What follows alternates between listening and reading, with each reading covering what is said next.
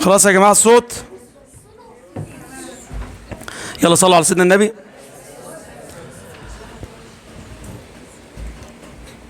صلوا على سيدنا النبي يلا. طيب هناخد النهارده حصة ايه؟ تاريخ ان شاء الله. طيب في البداية علينا تاريخ مصر الايه؟ الحديث. تاريخ مصر الايه؟ الحديث. طيب عندنا في الوحدة، اول وحدة في التاريخ، مصر تحت الحكم الايه؟ العثماني. طيب بس لازم مع بعض كده نفتكر التاريخ من اول ما اخدنا في اولى اعدادي كده، خلاص، عشان طبعا احنا عارفين التاريخ ايه؟ عبارة عن حلقات متكاملة. فلو افتكرنا كده مع بعض، لو افتكرنا القصة من اولها،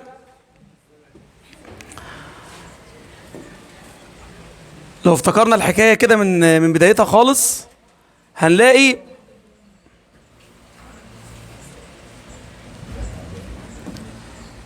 بدأنا احنا في منهج اولى اعدادي في البداية خالص، بدأنا بالتاريخ الايه؟ الفرعوني، صح كده؟ بدأنا بالتاريخ الفرعوني. البداية عندنا كانت في التاريخ الايه؟ الفرعوني، واتكلمنا في التاريخ الفرعوني عن الدولة القديمة والدولة الوسطى والدولة الحديثة، ونهينا في الآخر خالص في العصر المتأخر لما جه الإسكندر الأكبر واحتل ايه؟ مصر. وبدأنا بعد كده العصر اليوناني والايه؟ والروماني، صح كده؟ طيب وفضلنا ماشيين في الأحداث لحد الفتح الإسلامي لمصر على يد مين؟ عمرو بن العاص سنة كام؟ 641 ميلادية. بعد كده بدأنا في تاني إعدادي، بدأنا بالعالم قبل مجيء سيدنا النبي عليه أفضل الصلاة والسلام. بعد كده خدنا حياة سيدنا محمد عليه أفضل الصلاة والسلام.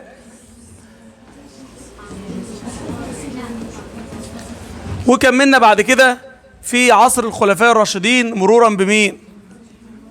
بأبو بكر، ثم مين؟ عمر بن الخطاب، ثم مين؟ عثمان بن عفان، وبعد كده علي بن أبي طالب. وانتهى الترم الأول باستشهاد سيدنا علي بن أبي طالب. بعد كده تولى معاوية بن أبي سفيان، فبدأنا الدولة الايه؟ الأموية، ثم الدولة الايه؟ العباسية. وفي خلال الدولة العباسية ظهرت بعض الدول المستقلة زي الدولة الايه؟ الطولونية والإخشيدية والدولة الفاطمية، بعد كده الدولة الأيوبية، وفي النهاية خالص نهينا تاني إعدادي بدولة الايه؟ المماليك. ولما بنوصل عند المماليك بنفتكر حاجة مهمة جدا محدش بينساها خالص، اسمها اكتشاف طريق رأس الرجاء الصالح. ودي كانت نقطة تحول الأحداث، لأن لما البرتغال اكتشفوا طريق رأس الرجاء الصالح هتبدأ تضعف دولة الايه؟ المماليك. في الوقت نفسه هيكون بيظهر دولة تانية عندنا اللي هي الدولة الايه؟ العثمانية. فبداية منهجنا، بداية تاريخ مصر الحديث، بيبدأ بسنة 1516 1517، تحول مصر من مملوكية إلى إيه؟ عثمانية. خلاص؟ و1517 1500 ده القرن الكام؟ ال16. يعني احنا بنبدأ تاريخنا من القرن الايه؟ من أواخر القرن ال15 وبداية القرن الايه؟ ال16. فتعال نشوف كده الحكاية من البداية. تعال نشوف أول درس عندنا في منهج التاريخ الصف الثالث الإعدادي. أول حاجة عندنا درس اسمه إيه؟ مصر بين المماليك والعثمانيين. مصر بين المماليك والإيه؟ يعني مصر هتتحول من ولاية مملوكية إلى ولاية عثمانية. يلا ركز معايا. مصر هتحول من ولاية مملوكية إلى ولاية إيه؟ عثمانية. تعال نشوف القصة هتيجي إزاي. بس عشان ندخل في القصة دهيت لازم نتعرف على، طبعا مصر جزء من العالم الإسلامي، فلازم نتعرف على إيه؟ على أحوال العالم الإسلامي في نهاية القرن ال15 وبداية القرن ال16. أحوال العالم الإسلامي في نهاية القرن ال15 وبداية القرن ال16.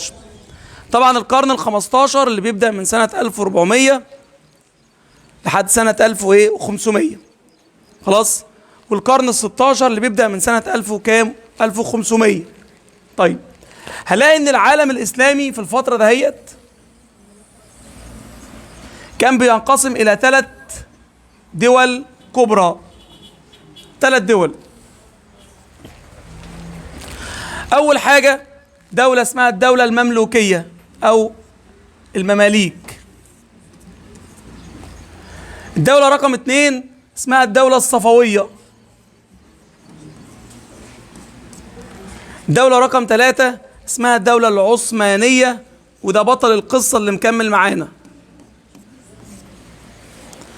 يبقى العالم الإسلامي في أواخر القرن الكام؟ في أواخر القرن ال15 وبداية القرن ال16 كان بينقسم إلى كام قوة؟ 3 قوة، 3 دول. دولة مملوكية، دولة صفوية، دولة عثمانية. فعايزين نشوف بعض المعلومات عن المماليك والصفويين والعثمانيين.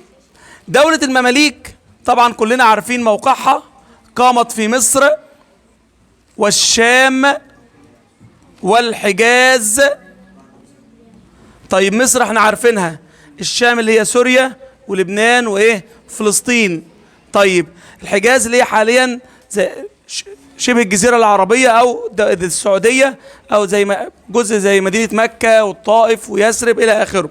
طيب مصر والشام والحجاز وجزء من ساحل أفريقيا الشرقي المطل على البحر الأحمر. يبقى هلاقي إن دولة المماليك كانت واخدة جزء من أفريقيا وواخدة جزء من إيه؟ من آسيا. طيب ادي موقع دولة المماليك. يبقى دولة المماليك اللي مقرها مصر والشام والحجاز وجزء من ساحل افريقيا الشرقي المطل على البحر الايه؟ الاحمر. لو حبينا نشوف موقعها في الخريطة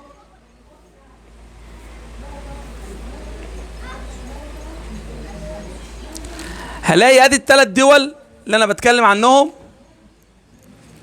هنلاقي عندنا دولة المماليك واخده جزء، واخده مصر وجزء من افريقيا المطلة على البحر الايه؟ الاحمر، واخده جزء من الشام، واخده الشام، واخده جزء من الايه؟ من الحجاز. ادي دولة المماليك. في نفس الوقت كان عندنا دولة اسمها الدولة الايه؟ الصفوية. الدولة الصفوية اللي هي حاليا موجودة في ايران، مركزها ايران وعاصمتها اسمها تبريز، ودي دولة إسلامية لكن كانت على المذهب الشيعي. الدولة الثالثة بقى اللي هي الدولة الايه؟ العثمانية، اللي كانت موجودة حاليا في تركيا، خلاص، او في هضبة اسمها هضبة الاناضول.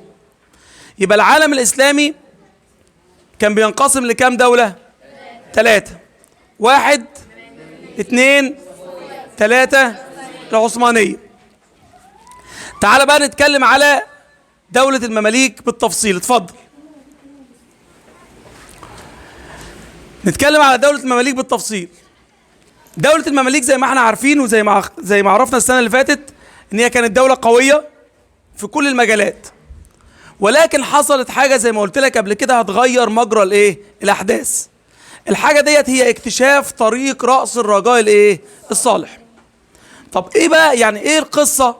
القصة ان المماليك مسيطرين على مصر، ومصر موقعها الجغرافي متميز، وبالتالي مصر هي حلقة الوصل بين الشرق والغرب، فأي تجارة من الغرب للشرق لازم تمر منين؟ من مصر. فالتجارة لما بتمر من مصر الناس دي مش بتعدي ببلاش، بتدفع فلوس. اللي هي الجمارك. فالفلوس ديت كانت هي مصدر من مصادر الدخل عند دولة المماليك.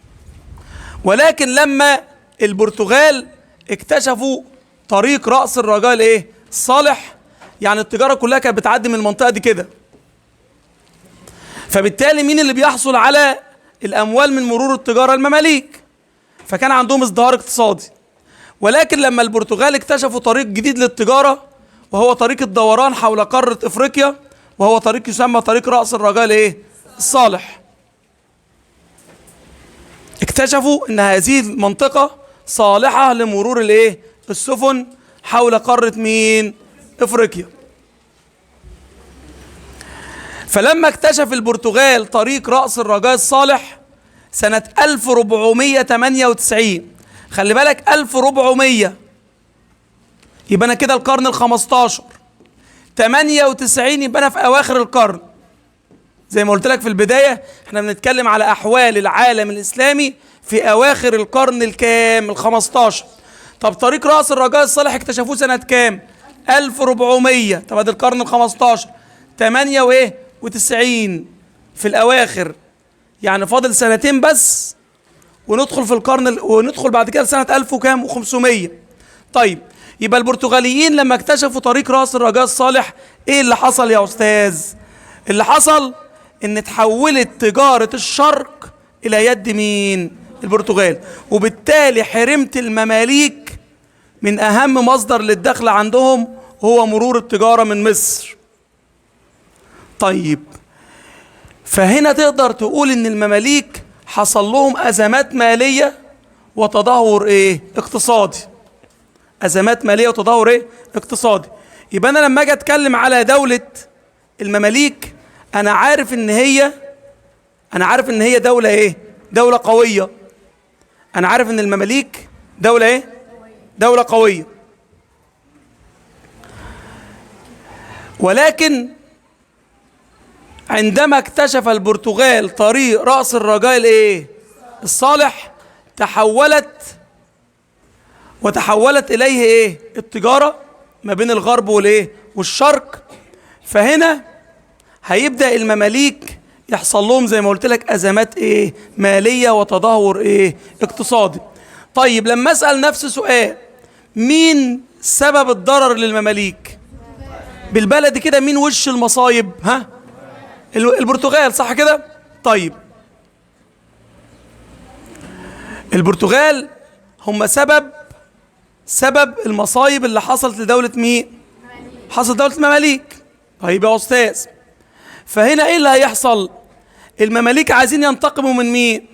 من البرتغال أكيد. فإيه اللي حصل يا أستاذ؟ فهنا المماليك قرروا إن هم يهجموا على الإيه؟ على البرتغال. فدارت معركة ما بينهم اسمها معركة ديو البحرية. يبقى بعد اكتشاف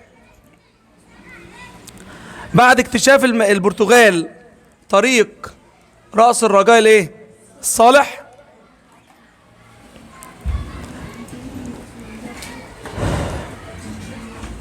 بعد اكتشاف طريق رأس الرجاء الايه؟ الصالح.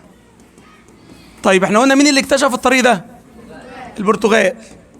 طب الطريق ده هيسبب ضرر لمين؟ للمماليك. المماليك مش هيسكتوا، فهيحاولوا يردوا على البرتغال. فهتحصل ما بينهم معركة اسمها معركة ديو البحرية. معركة ايه؟ سنة كام؟ سنة 1509.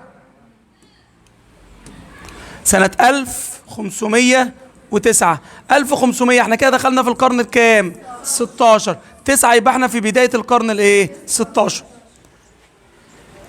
يبقى من اسباب معركة ديو البحرية هو اكتشاف البرتغاليين طريق رأس الرجاء الايه؟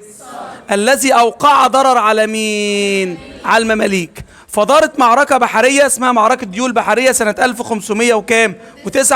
ولكن نتيجتها ايه يا استاذ؟ تحطم الأسطول المملوكي. كده المماليك لا بقى عندهم تجارة بتعدي من أرضهم، ولا بقى حتى عندهم أسطول يقدروا إن هم ينقلوا به التجارة. فهنا حصل للمماليك إيه بقى؟ زي ما قلت لك في البداية، أزمات مالية وتدهور اقتصادي. يبقى بكم سبب؟ سببين. السبب الأول رقم 1 اكتشاف طريق رأس الرجاء الصالح، ودي ممكن أسميها الكشوف الجغرافية.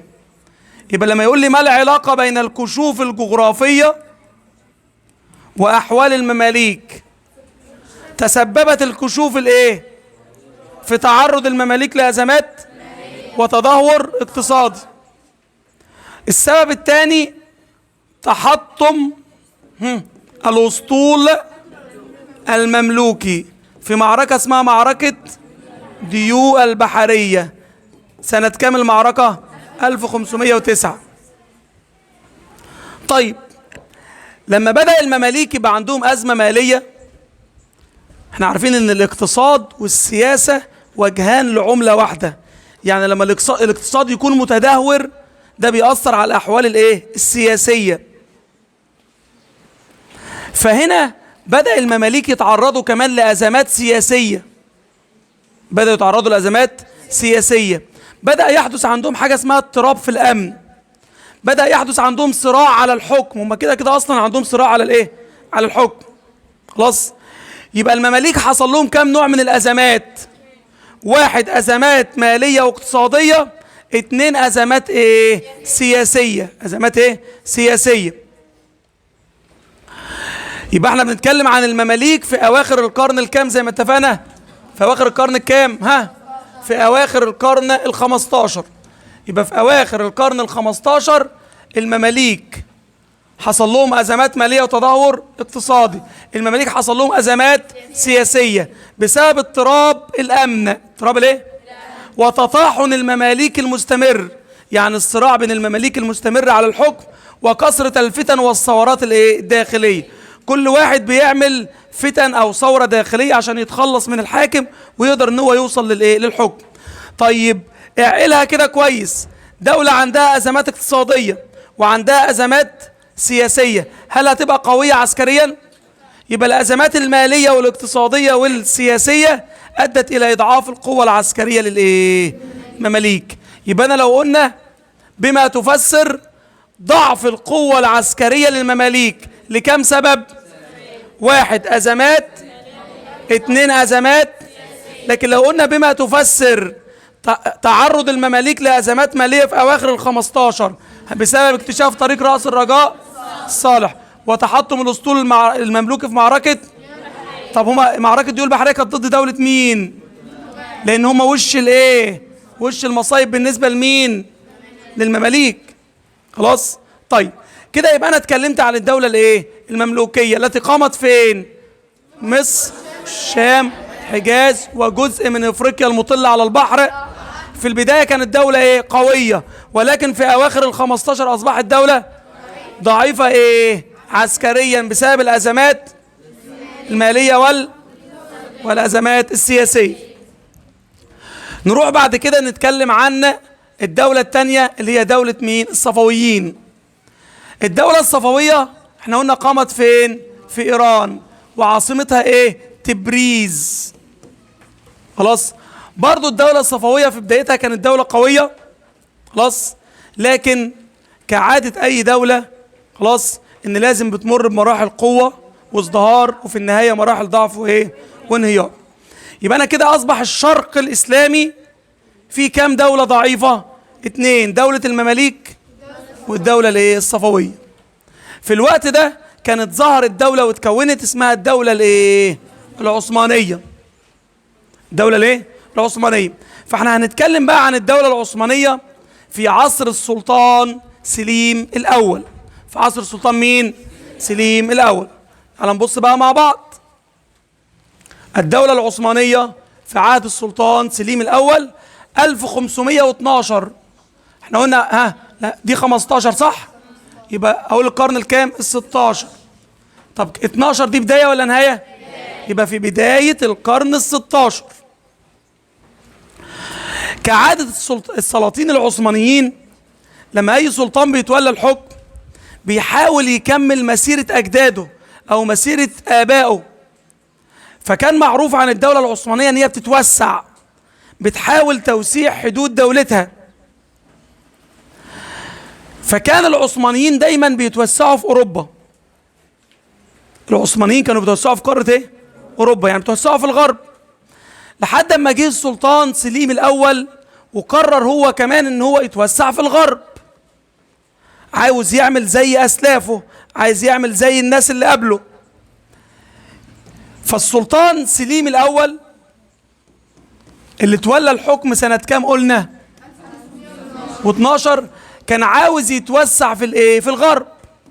ولكن الغرب في ذلك الوقت، أوروبا في الوقت ده كان حصل لها تقدم حضاري وتقدم عسكري. أوروبا في الفترة اللي السلطان سليم الأول تولى فيها حكم الدولة العثمانية كانت متقدمة حضاريا وعسكريا على العثمانيين.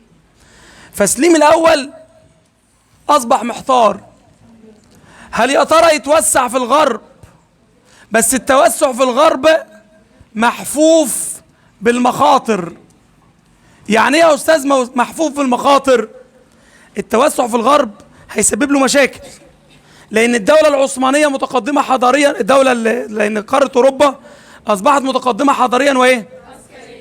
طب يقعد ما يتوسعش ويبقى خالف اللي قبله ماشيين عليه؟ قال لك لا. طب يعمل ايه؟ قال لك مش عارف يتوسع في الغرب، لانه لو اصطدم بالغرب هيحصل له العديد من المشاكل. طب يعمل ايه؟ فقرر، هو انا بتكلم عن مين يا جماعة؟ فقرر السلطان مين؟ ان يتوجه بتوسعاته، مفيش غرب، يبقى يروح ناحية الايه؟ ناحية الشرق. الله، طب هم الشرق دول ملوش اهل كده يدافعوا عنه؟ قال لك لا، الشرق فيه دولتين طبعا. الله يفتح عليكم، في دولة مين؟ مماليك، ودولة مين؟ فشيء طبيعي سليم الأول لما يتوجه بتوسعاته ناحية الشرق هيحصل صدام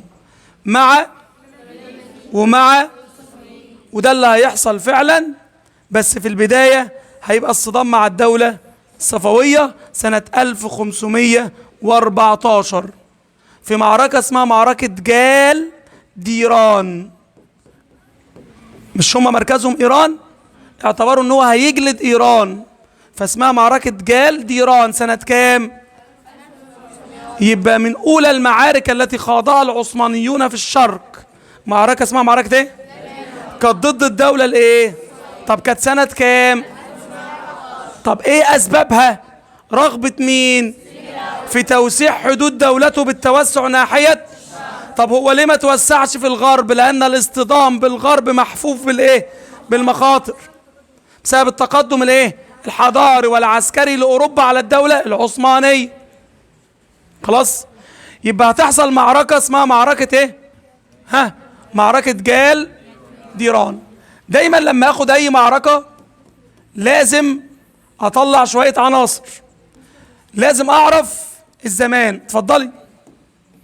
سليم الأول في بداية الدولة العثمانية؟ لا، سليم الاول مش في بداية الدولة العثمانية.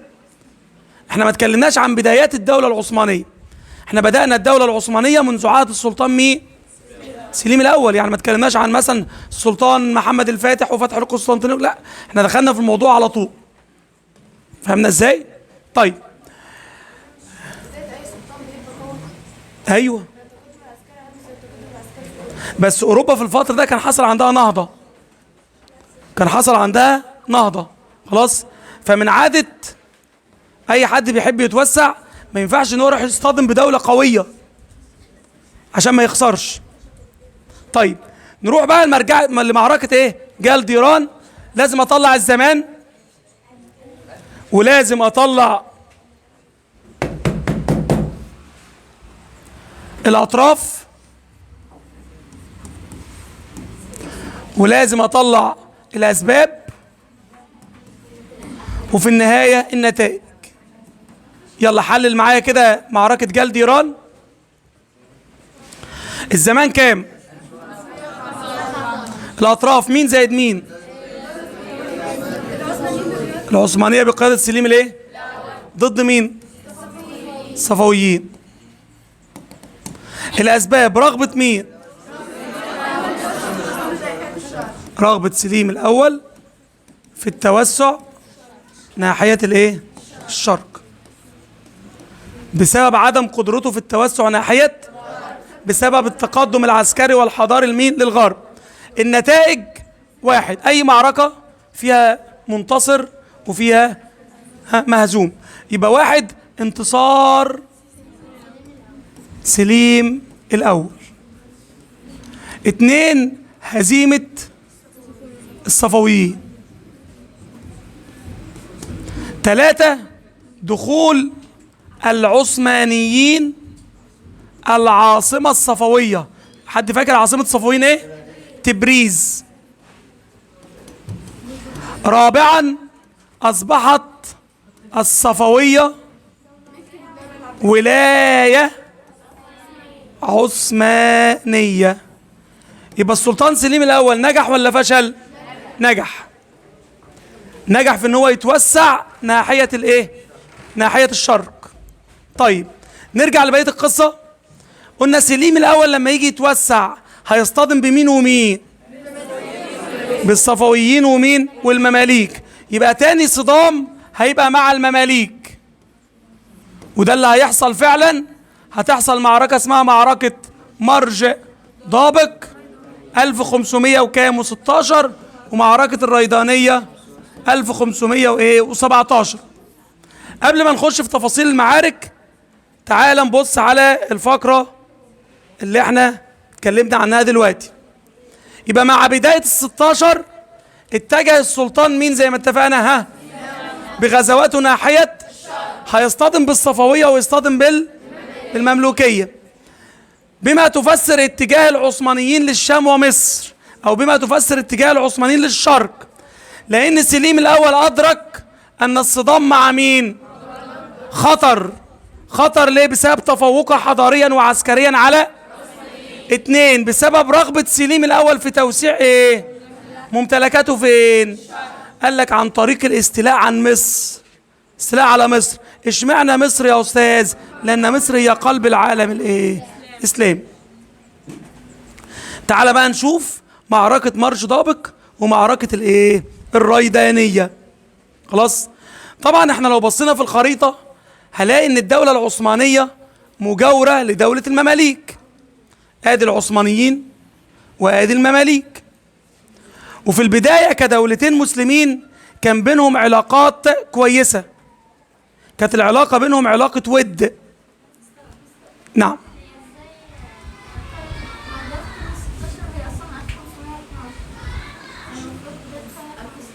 طيب ما هو القرن ال16 بيبدأ من سنة 1501،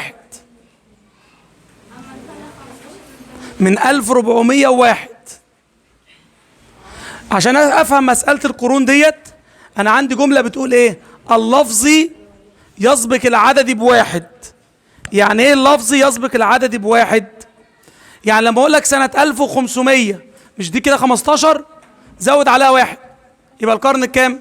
16. لما اقول 1600 17. تمام كده؟ طيب يبقى العثمانيين والمماليك كانوا جيران كدولتين مسلمين، ولكن لما السلطان سليم الاول قرر ان هو يتوسع في الشرق، تعال نشوف البدايه جت من مين. البدايه جت لما السلطان سليم الاول في يا جماعه اماره ما بين المماليك، مدينه كده ما بين المماليك والعثمانيين اسمها اماره ذي القادر المملوكيه. في اماره صغيره كده تقع على حدود الدوله المملوكيه وعلى حدود الدوله العثمانيه. الاماره دي اسمها ايه؟ ذي القادر المملوكيه. فسنة الإمارة دي بتقع في بلاد الشام، على حدود بلاد الشام. فسنة 1516 السلطان سليم الأول هو اللي بدأ بالعداء، استولى على إمارة ذي القادر المملوكية. يبقى إمارة ذي القادر تبع دولة مين؟ يعني عثمانية ولا مملوكية؟ طيب مين اللي هيستولى عليها؟ يبقى مين اللي بدأ بالعداء؟ سليم الأول. فهنا كان حاكم الدولة العثمانية، حاكم الدولة المملوكية قصدي، اسمه السلطان الغوري. اسمه السلطان ايه؟ طيب فهنا السلطان الغوري، طبعا انتوا عارفين مقر المماليك فين؟ في مصر. طب العثمانيين استولوا على إمارة ذي القادر دي فين؟ في الشام. فالسلطان الغوري قرر، او هنا اتأكد من نية سليم الايه؟ الأول، ان هو عايز يحتل بلاده.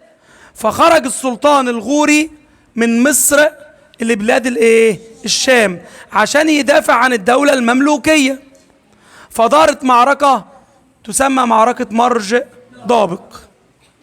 يبقى أولى المعارك التي دارت بين المماليك والعثمانيين معركة اسمها سنة 1500 وكام؟ قلنا 1500، يبقى القرن الكام؟ 16. طيب المعركة دارت فين؟ في بلاد الشام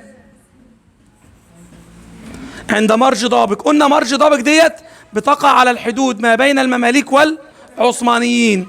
طيب المعركة ما بين مين ومين؟ ومين؟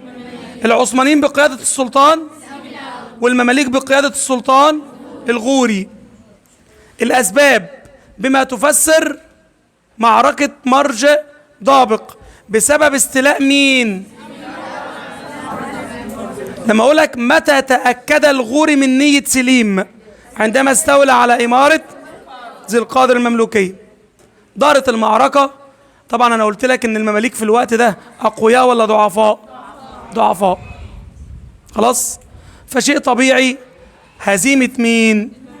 وقتل السلطان الغوري، وأصبحت الشام ولاية عثمانية. فاضل مصر. فمين اللي هيتولى حكم المماليك بعد الغوري؟ سلطان اسمه طومان باي. يبقى بعد مقتل السلطان المملوكي الغوري تولى الحكم السلطان طومان باي. طيب هل يا ترى العثمانيين هيستكفوا بالشام؟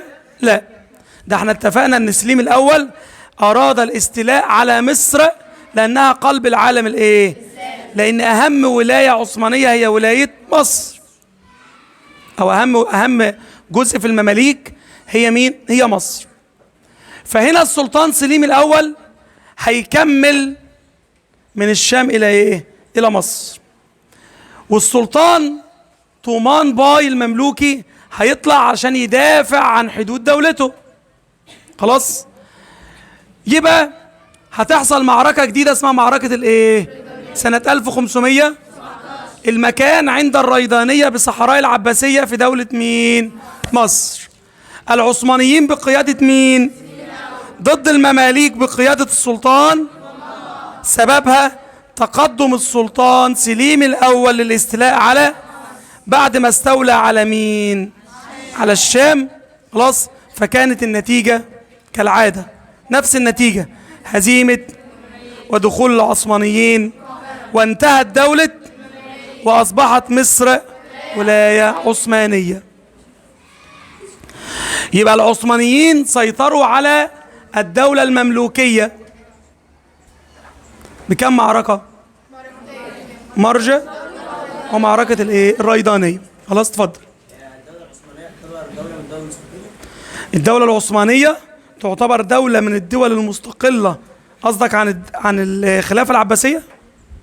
صح كده؟ زي الدولة الطولونية والدولة لا طبعا، في الوقت ده كانت الدولة العباسية انتهت أصلا، وحل محلها ثلاث قوى اللي هم الكبار: المماليك، الصفويين، ومين؟ هنا بقى مين اللي هيتولى زعامة العالم الإسلامي؟ من اللي هيبقى خليفة المسلمين؟ العثمانيين. خلاص؟ طيب يبقى احنا كده اتفقنا ان مين اللي تهزم في المعركتين؟ طب تعال نشوف ما أسباب هزيمة المماليك، أو ما أسباب انتصار مين؟ المماليك اتهزموا بسبب التفوق العسكري للجيش الايه؟ العثماني. لان العثمانيين كانوا بيعتمدوا على اساليب القتال الايه؟ الحديثه. خلاص؟ طيب، وبيعتمدوا على الاسلحه المتطوره، على العكس تماما المماليك زي ما قلت لك كان عندهم عدم استقرار ايه؟ فاكر؟ بسبب الصراع على الايه؟ على الحكم وكثره الفتن والثورات. يبقى نهايه الكلام العثمانيين فازوا لانهم كانوا متقدمين، والمماليك اتهزموا لانهم كانوا عدم استقرار ايه؟ داخلي. خلاص؟ طيب، يبقى كده تحولت الدولة الصفوية إلى ولاية عثمانية، وتحولت الدولة المملوكية إلى ولاية ايه؟ عثمانية. تعال نشوف في النهاية عشان نختم الحصة ما نتائج هزيمة المماليك أمام مين؟ العثمانيين. شيء طبيعي، تحولت مصر من دولة مستقلة إلى ولاية إيه؟ عثمانية.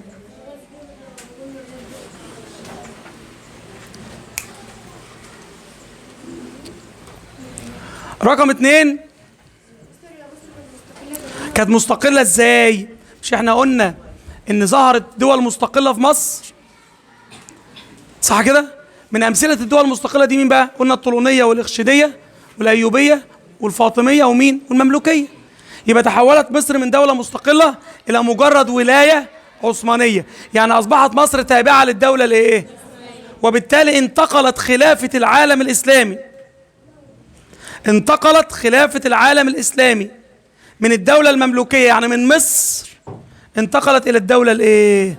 العثمانية. لان طبعا العثمانيين سيطروا كمان على الحجاز، والحجاز ديت فيها مين؟ فيها مكة. خلاص؟ فيها الاراضي المقدسة، فيها الاماكن المقدسة. يبقى انتقلت خلافة العالم الاسلامي الدينية والسياسية للدولة العثمانية. هنا اعلن السلطان سليم الاول نفسه الحامي الوحيد للحرمين الايه؟ الشريفين. الحرمين الشريفين اللي هم ايه؟ اللي هم الكعبة والمسجد الايه؟ النبوي. خلاص؟ طيب، يبقى كده اصبح المسلمين كلهم تبع مين؟ الخليفة العثماني او السلطان العثماني سليم الايه؟ الاول. بعد كده احنا قلنا سليم الاول كان عايز يسيطر على مصر لانها قلب العالم الايه؟ فشيء طبيعي هو سيطر على مصر، هيبدأ يسيطر على العالم العربي في الاتجاهين الاسيوي والاتجاه الايه؟ افريقي. زي ما عرفنا قبل كده ان الوطن العربي جزئين، جناح اسيوي وجناح ايه؟ وجناح افريقي. وبكده تكون مصر اصبحت ولايه ايه؟ عثمانيه. ولمده 400 سنه، لمده 4 قرون هتظل مصر ولايه ايه؟ عثمانيه. وده بقى اللي هنشوفه الحصه الجايه ان شاء الله، احوال مصر تحت الحكم الايه؟ العثماني. يبقى في قصه النهارده باختصار لازم تكون عارف ان العالم الاسلامي كان بينقسم لكام قوه؟ 1 2 3. المماليك حصل لهم ازمات ماليه وازمات اقتصاديه وازمات سياسيه اضعفت قوتهم، ومن ضمن المعارك اللي خاضها المماليك وادت لاضعافهم معركه في الاول خالص اسمها معركه ديو البحريه، ادت الى تحطم الاسطول الايه؟ المملوكي. بعد كده الدوله الصفويه اللي كان مركزها ايران واصبحت عثمانيه بعد معركه اسمها معركه جال ديران. اما المماليك تحولوا لدوله عثمانيه بعد معركه ايه؟ مرج ضابق والريدانيه. خلاص كده؟ هنبص بسرعه على بعض الاسئله.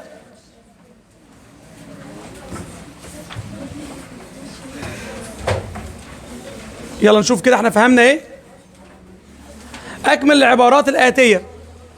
اللي عارف يرفع ايده. اتجه السلطان سليم الاول مع بدايه القرن ال16 الى الشرق واصطدم بدولتين. مين ومين؟ يلا اتفضلي. الصفويه والمملوكيه. ممتازه. طيب، تدهورت دولة المماليك بعد اكتشاف طريق رأس الرجاء الصالح.